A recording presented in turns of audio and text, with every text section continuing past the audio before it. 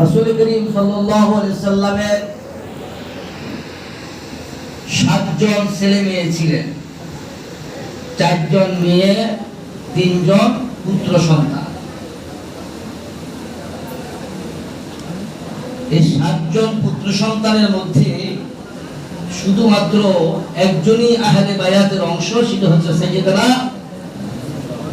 ফাতিমাতুজ জোহরা আলাইহিস সালাতু ওয়াস সালাম। বংশ আর আহলুল বাইত এক জিনিস না, সম্পূর্ণ ভিন্ন। রাসূলুল্লাহ সাল্লাল্লাহু আলাইহি ওয়াসাল্লামের চাচাদের মধ্যে 2 জন ইসলাম গ্রহণ করেছে। একজন হচ্ছে সাইয়্যিদনা আব্বাস, আরেকজন হচ্ছে সাইয়্যিদনা হামজা। দুজনেই কিন্তু শাহাদাত বরণ করেছে।